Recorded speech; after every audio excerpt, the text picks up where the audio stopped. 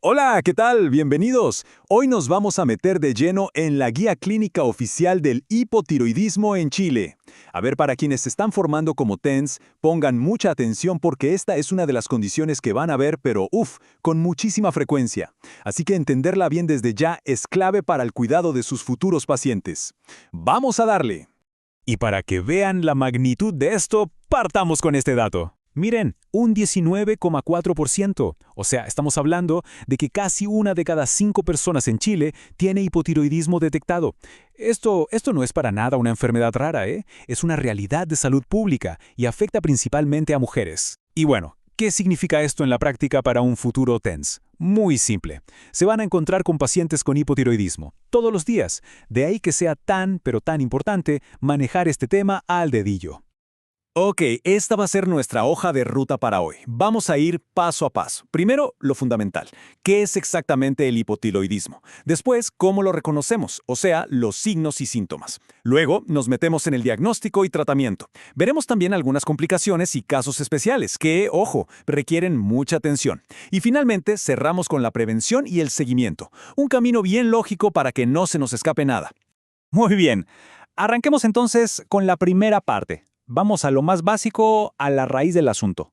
¿Qué es el hipotiroidismo? Y sobre todo, ¿qué pasa en el cuerpo cuando esta pequeña glándula, la tiroides, no está haciendo bien su trabajo? Bueno, la guía clínica lo define así, pero para que se entienda fácil. El hipotiroidismo es lo que pasa cuando la glándula tiroides, que tenemos en el cuello, no produce suficientes hormonas tiroideas. Pensemos en estas hormonas como el acelerador del cuerpo, ¿sí? Regulan el metabolismo, la energía. Entonces, si faltan, es como si el cuerpo entero empezara a funcionar en cámara lenta. Y ojo, el problema puede estar en la tiroides misma o a veces el fallo viene de más arriba, desde el cerebro. Y aquí esto se pone interesante, porque no hay un solo tipo. Fíjense, el 95% de los casos, el 95% son lo que llamamos primario. ¿Qué significa eso? Que el problema está en la glándula tiroides ahí mismo. El resto es central, o sea, el problema viene del cerebro. Y la otra distinción clave es entre subclínico y clínico. El subclínico es como una señal de alerta, ¿saben? La TSH, que es la hormona que le dice a la tiroides, oye, trabaja, ya está alta, pero la tiroides a duras penas logra producir la hormona T4. En cambio, en el clínico, ya no hay caso. La tiroides no puede más y la T4 baja. Ok, ya sabemos qué es.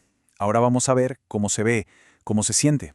Y esta parte es fundamental para el rol del TENS, porque aquí es donde la capacidad de observar y sobre todo de escuchar al paciente se vuelve crítica. Hablemos de las pistas que nos da el cuerpo. Entonces, la gran pregunta es, ¿cuáles son esas señales de alerta? ¿Qué es lo que nos cuenta el paciente que debería encendernos una ampolleta? Volvamos a esa idea clave. El cuerpo se está ralentizando. ¿Cómo se manifiesta eso? Y miren esta tabla. Es que lo resume perfecto. Los síntomas son súper variados y por eso a veces es tan difícil de pillar. Va desde lo clásico como la intolerancia al frío o subir un poco de peso, hasta cosas neurológicas como tener el pensamiento lento. El término técnico es bradipsiquia. O ese cansancio que no se quita con nada, la astenia. También puede dar estreñimiento, dolores musculares e incluso en las mujeres alteraciones menstruales como sangrado muy abundante. Como ven, afecta a todo el cuerpo. Y eso es lo que lo hace un verdadero desafío diagnóstico a veces. Y aquí viene lo más importante de esta sección. La propia guía lo dice clarito. Los síntomas pueden ser mínimos, inespecíficos o incluso no estar, sobre todo en el adulto mayor. ¿Por qué? Porque es muy fácil confundir el cansancio, la lentitud mental o los dolores con cosas de la edad. Por eso, como profesionales de la salud, hay que tener siempre un alto, altísimo índice de sospecha. Listo, ya tenemos la sospecha clínica. Ahora, ¿qué sigue? ¿Cómo pasamos de la sospecha a la certeza? Y, lo más importante, ¿qué hacemos después? Vamos a ver el plan de acción, el corazón del manejo clínico que tienen que conocer. El proceso de diagnóstico, por suerte, es súper ordenado y lógico. Paso 1, la sospecha clínica, basada en todo lo que conversamos. Paso 2, el examen de laboratorio clave, el que manda, es la medición de TSH en sangre, ese es el más sensible. Y paso 3, si esa TSH sale elevada, ahí se pide un segundo examen, el de T4 libre para confirmar y saber si estamos frente a un caso subclínico o ya uno clínico. Es un camino bien definido, ¿se fijan? Una vez que tenemos el diagnóstico confirmado, pasamos al tratamiento. Y el medicamento de elección es la levotiroxina, que es básicamente la hormona que le falta al cuerpo. Esta tabla es una guía súper útil para la dosis inicial. Como pueden ver, depende de qué tan alta esté la TSH. Por ejemplo, si está por sobre 20, la dosis ya se calcula por kilo de peso del paciente. Y esto es súper importante. Estas son dosis de partida. Después siempre se van ajustando con los controles. Y aquí de nuevo el rol del TENS es fundamental en la educación al paciente. Miren, estos puntos que ven aquí son oro puro para que el tratamiento funcione. Hay que asegurarse de que el paciente entienda que la pastilla se toma en ayunas, sí o sí, que hay que separarla de otros medicamentos como el calcio, el fierro o el omeprazol, porque si no, no se absorbe bien. Y también es clave recalcar la importancia de no andar cambiando la marca del medicamento así como así, porque puede afectar los niveles. Su labor educativa aquí es vital. Bueno, sigamos avanzando, porque esto no siempre es tan lineal. Hay situaciones y grupos de pacientes en los que el hipotiroidismo deja de ser solo un tema de calidad de vida y se convierte en un riesgo bien serio que necesita un manejo muchísimo más cuidadoso. Y el caso más claro de esto es el embarazo.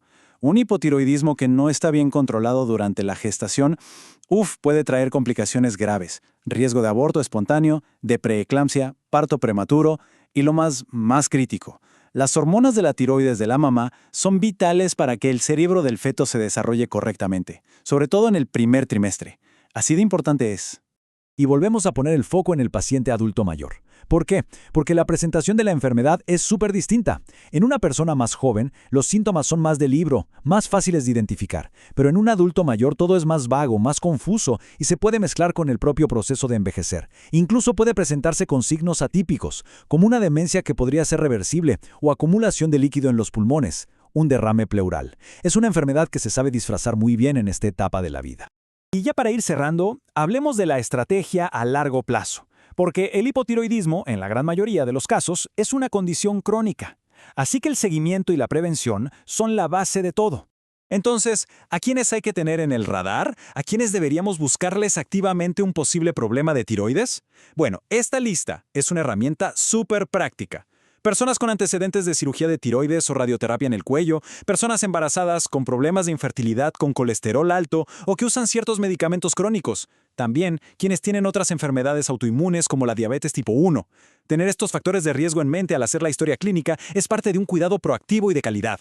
Y cuando ya tenemos al paciente en tratamiento, ¿cuál es la meta? El objetivo del seguimiento es súper claro, mantener la TSH en un rango ideal, que para la mayoría de los adultos es entre 1 y 3.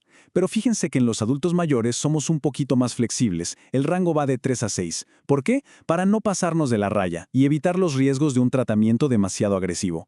Y una vez que todo está estable, el control se hace una vez al año. Y bueno, con esto vamos cerrando.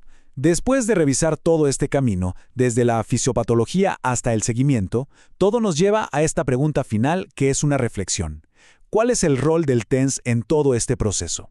Piensen en esto, va desde la primera sospecha al escuchar al paciente, la preparación para los exámenes y lo que es quizás lo más importante, la educación continua, esa que asegura que el paciente entienda su tratamiento y se mantenga bien a largo plazo. El papel que van a jugar ahí es, sin lugar a dudas, fundamental.